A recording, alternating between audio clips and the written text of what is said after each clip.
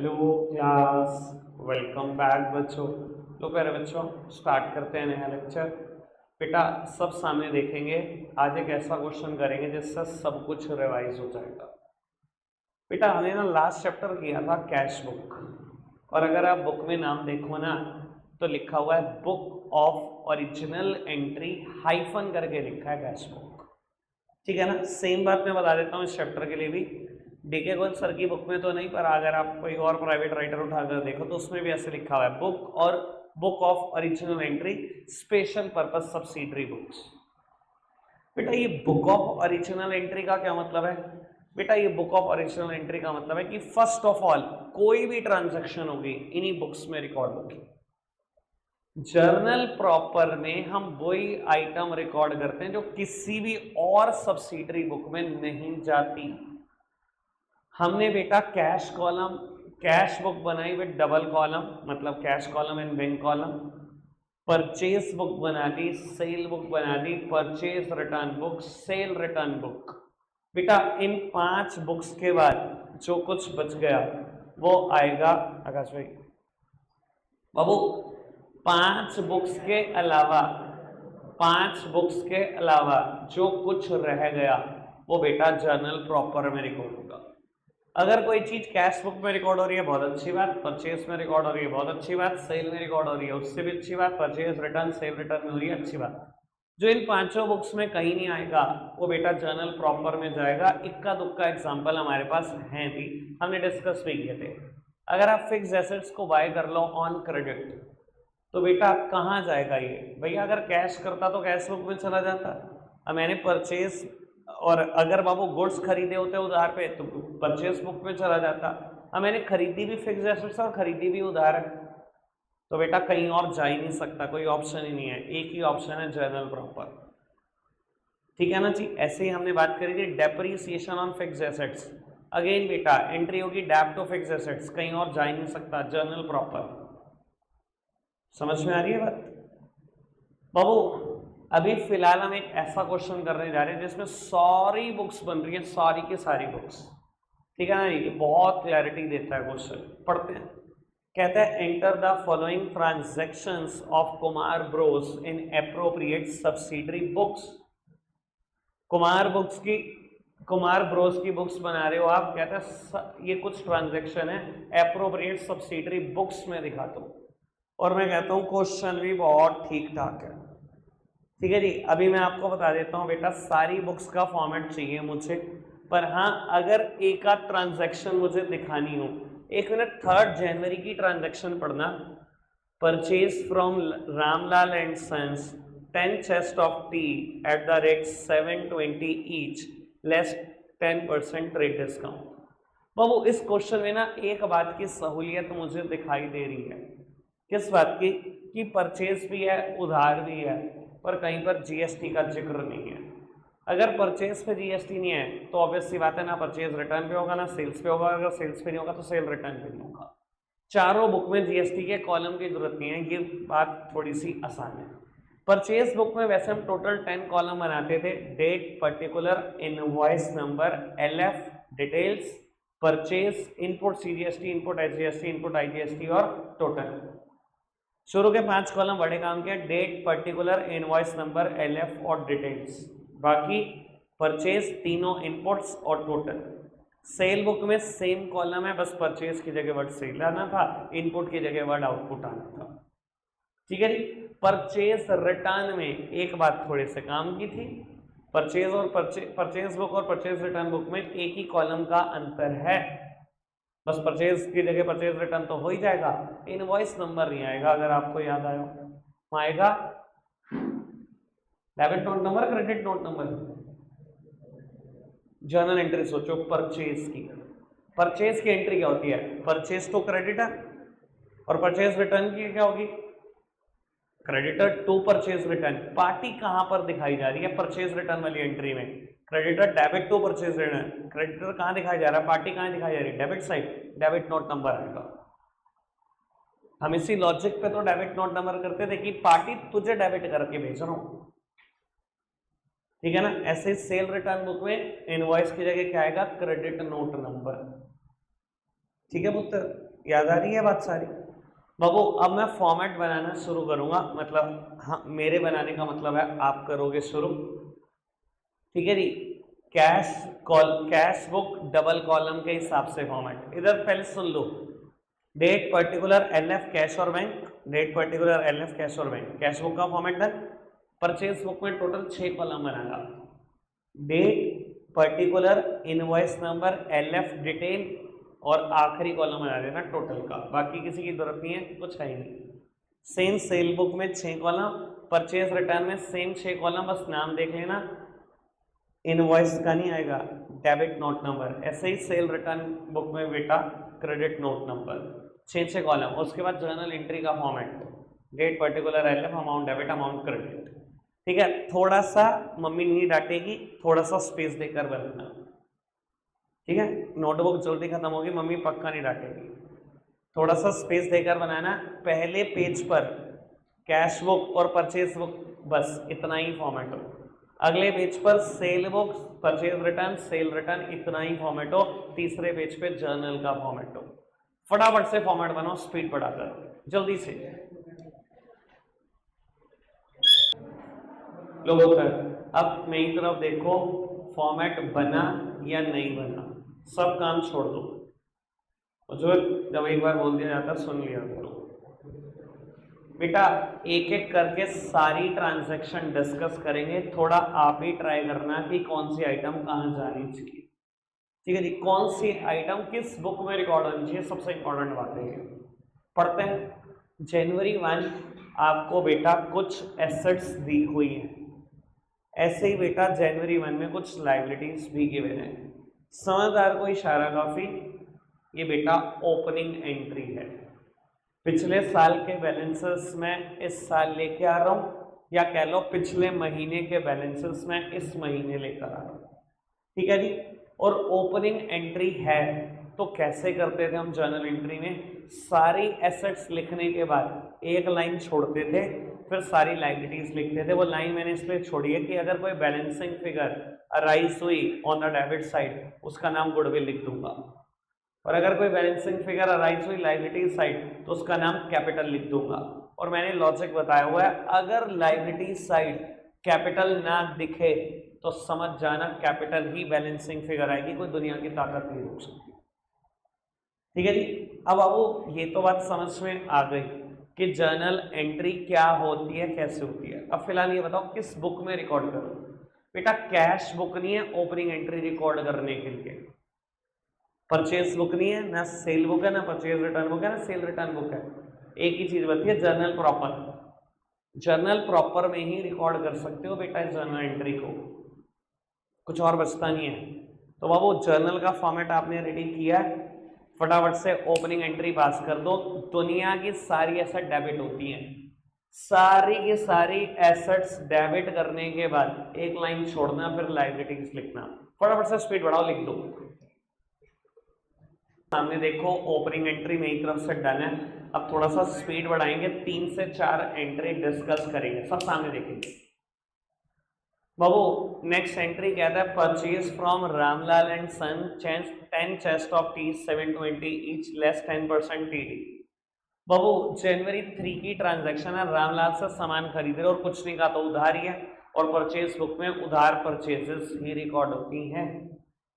बाबू आप पर्टिकुलर में हेडिंग लिखोगे Ramlal and sons 10 chest of tea multiplied by 720, detail में लिखोगे 7200, माइनस करोगे पर्टिकुलर में लिखोगे ट्रेड डिस्काउंट 5% जितनी भी है 10% है, माइनस कर दोगे 720 और बेटा लिख दोगे अगेन डिटेल कॉलम में सब कुछ, और बाबू उसके बाद टोटल कॉलम में वहां से सब कुछ चला जाएगा। समझाने के लिए एक बात बोल देता हूँ, इधर देखो, मान लो ये मैंने पर्टिकुलर लिखा हुआ है, रौनक मैं चुप नहीं करना चाहता हूँ बाबू, मान लो ये मैंने पर्टिकुलर लिखा हुआ है, मैं लिखूंगा रामलाल एंड सन, सबसे पहले जिस भी पार्टी से आप गुड्स खरीदते हो उसका नाम लिखते हो, 10 chest of tea multiplied by 720 each.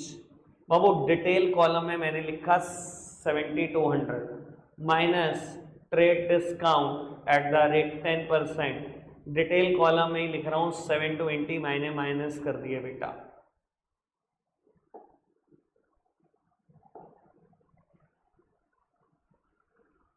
बाबू, और डिटेल कॉलम से यही टोटल कॉलम में चला गया क्योंकि बीच में कोई भी जीएसटी है ही नहीं। जीएसटी ऐड होते तो बाबू फिर टोटल कॉलम में इसमें जीएसटी ऐड करके दिखाता, पर जीएसटी है ही नहीं।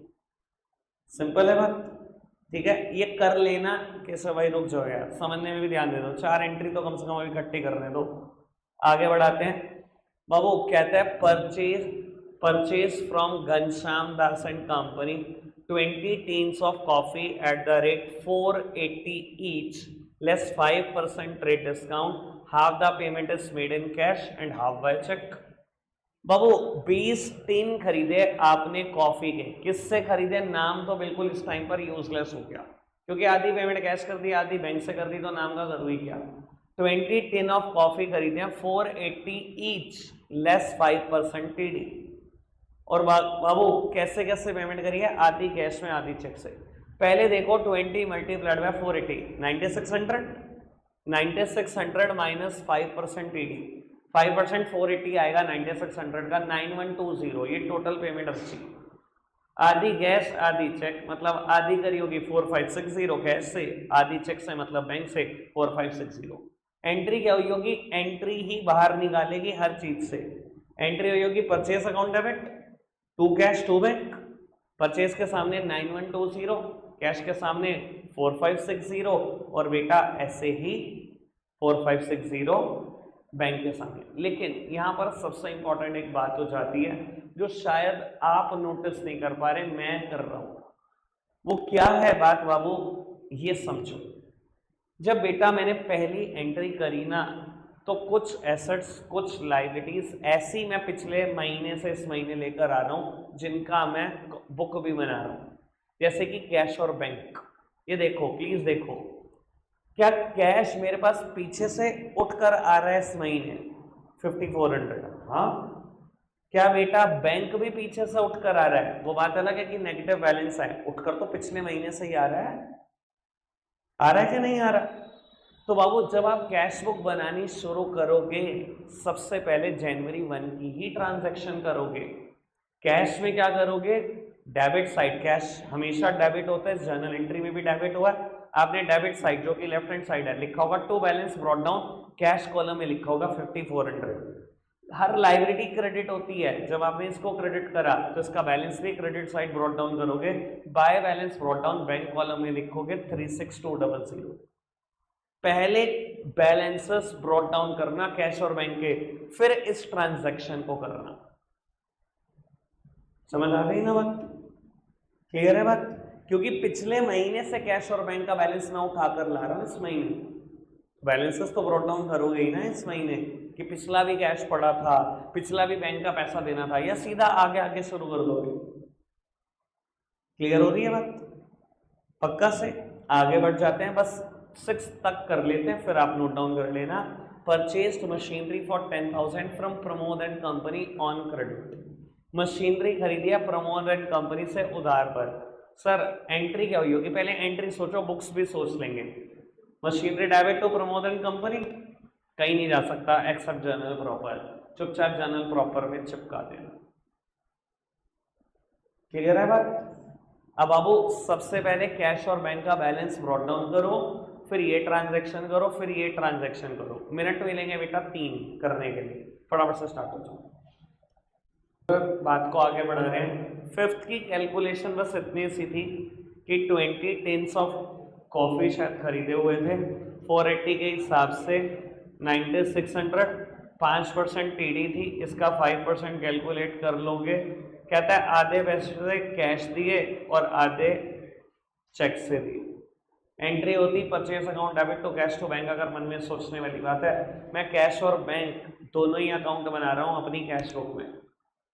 सर बाकी आप समझदार हो, बाय परचेजेस लिखना था, कैश भी कम हो जाता और बैंक भी कम हो जाता, बस इतनी सी ही बात थी।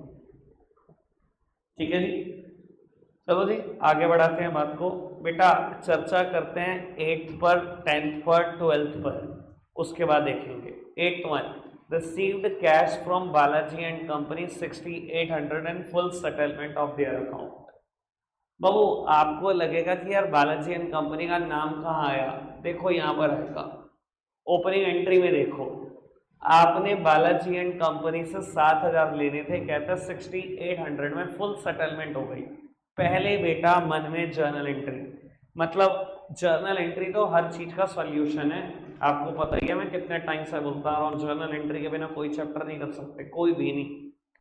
अब बाबू मेरे पास पैसे आए, पैसे जब भी आते हैं क्या होता है, कैश अकाउंट डेबिट, 6,800 पूरी सेटलमेंट हुई है ना बाबू। तो बालाजी एंड कंपनी मेरा डेटर था 7,000 से, बेटा बुक से खत्म कर दो इसको, पूरी सेटलमेंट हो गई। 7,000 से ही मैंने क्रेडिट कर दिया, अभी 7,000 से ही मैंने डेबिट भी किया था पहली एंट्री में, क्योंकि सेटलमेंट हो गई। बाबू 7,000 लेने थे, आदमी ने 6,800 दिए, मुझे तो नुकसान ही हुआ है। दुनिया के सारे नुकसान डेबिट होते हैं, यहाँ पर इस नुकसान का नाम है डिस्काउंट अलाउड अकाउंट डेबिट। आपको करना नहीं है, इसको बहुत तेजी से मन में सोचना है, ठीक है जी। करने की जरूरत पड़े तो वहां जहां बेटा आपने तीनों फॉर्मेट खत्म किए हैं वहां एक हेडिंग लिखो वर्किंग नोट्स, वहां पर करके देखो।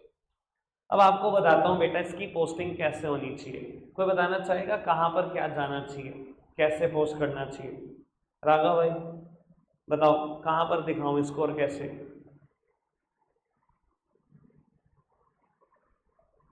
कौन से बुक्स में क्या दिखाऊं?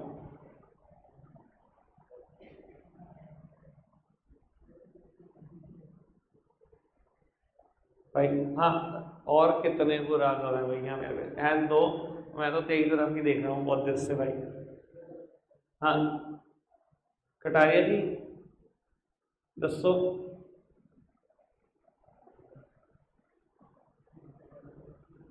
कौन सी बुक में दिखाऊं?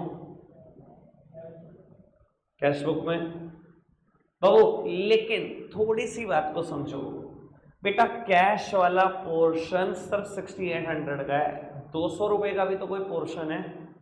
अगर आप देखो ये कंबाइंड एंट्री तो है, प्लीज नहीं तरफ देखो, आप थोड़ा सा दिमाग लगाओ, ये कंबाइंड एंट्री तो है। Cash account debit to Balaji and company 6,800, discount allowed account debit to Balaji and company 200, ये दो अलग अलग बातें हैं। अब बाबू जो कैश वाला पोर्शन है ये जरूर कैश बुक में जाएगा। क्या करोगे, cash is on a debit side, posting should be done on a debit side, नाम लिखोगे सामने वाली साइड का to Balaji and company, amount लिखोगे कैश के सामने वाली 6,800। अगर आपको बस इतना ही कर दो तो मैंने बेटा आपको नहीं लगता सिर्फ 6,800 ही रिकॉर्ड करा, 200 रुपए रिकॉर्ड करना रह गया। क्या करूं 200 का, जर्नल प्रॉपर में लेके जाओ, एंट्री क्या करोगे, discount allowed account debit to Balaji and company 200 रुपए। समझ आई बात? अभी रुक जाओ भाई, अभी नहीं लिखना, ठीक है जी। आगे बढ़ रहे हैं, करना आपने ही है, मैंने समझा दिया कैसे करना है, ठीक है। अनमोल अनुज चलो बाबू नेक्स्ट वन देखते हैं, कहता है डिपॉजिटेड इनटू बैंक, बैंक में पैसा जमा करे, कॉन्ट्रा एंट्री कर लेना कैश बुक में हो जाएगी, और एलएफ के कॉलम में सी वर्ड लिखना भूलना नहीं है, नंबर कट जाएगा वरना। आगे बढ़ते हैं, sold to Sen and company goods as follow, 4 chest of tea 950 each, 12 tins of coffee 700 each. बाबू सेन एंड कंपनी को सामान बेचा है, सेल बुक में एंट्री कर दो, उधार पर ही बेचा है। सबसे पहले पर्टिकुलर में पार्टी का नाम Sen and company, this multiply by this, this multiply by this लिख देना, डिटेल कॉलम में भी है, टोटल में भी है, क्योंकि जीएसटी तो है, ठीक है जी। 3 एंट्री डिस्कस हो गई, स्पीड बढ़ा लो फटाफट से करके दिखाओ लोगों तक। अब हम सामने देखेंगे अगली 3 ट्रांजैक्शन और डिस्कस करते हैं बेटा। अब क्वेश्चन ना थोड़ा सा इंपॉर्टेंट होता चला जाएगा, क्योंकि ये पिछली बातें याद कराएगा जो बच्चों को आती है। कहेगा बेटा return to Ramlal and sons 1 chest of tea. बेटा रामलाल एंड सन्स अभी थोड़ी देर पहले ट्रांजैक्शन आई थी, मैंने इनसे सामान खरीदा हुआ है, परचेज बुक में रिकॉर्डेड भी है।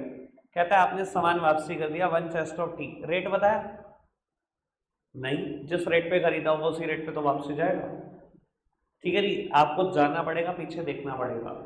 पहली बात तो रिकॉर्ड कहाँ होगा, परचेज रिटर्न बुक में, परचेज करी थी रामलाल एंड सन से, वापसी जा रहा है परचेज रिटर्न बुक में, पार्टी का नाम लिख लोगे, 1 chest of tea multiplied by 720 था शायद, यहाँ पर देखो 10 चेस्ट ऑफ टी खरीदे थे ना 720 के हिसाब से, एक वापसी भेज रहा हूँ, 720 ही रेट रहेगा, सर वहां पर अगर ट्रेड डिस्काउंट लगाई थी 10% तो यहाँ पर भी लगाओगे, या ये कहोगे रामलाल को ये मैंने 720 का सामान तेरे को वापस दे दिया, रामलाल पता क्या कहेगा, ज्यादा सियाना मत बन, खरीदते टाइम तो डिस्काउंट मांगते हो और जब वापसी करते हो पूरे अमाउंट में वापसी करोगे, वापसी के टाइम पे तो वही डिस्काउंट लगेगी, ठीक है ना जी। तो बाबू कैसे करोगे पोस्ट, सर बिल्कुल सेम ऐसे, बस मान लो अब ये परचेज रिटर्न बुक है, आपने लिखा पहले पार्टी का नाम, 1 चेस्ट ऑफ टी 720, ये 720 लिखा है, माइनस टीडी 10%, 72 माइनस करा 648, टोटल के कॉलम में 648, दैट्स इट। क्लियर है बात, आगे बढ़ सकते हैं बाबू।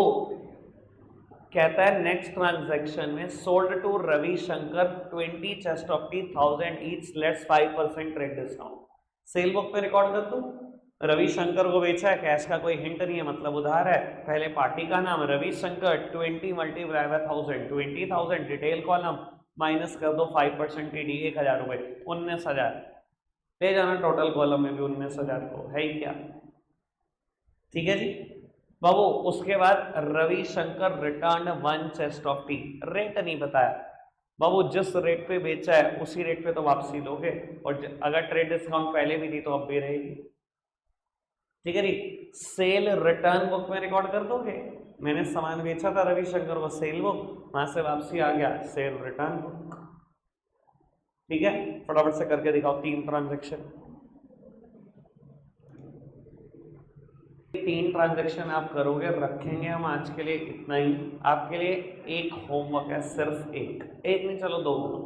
इलस्ट्रेशन नंबर 8, मैं आपको 1 मिनट पहले मीटर देखो, रुक जाओ, करने का टाइम दे रहा हूं ना मैं।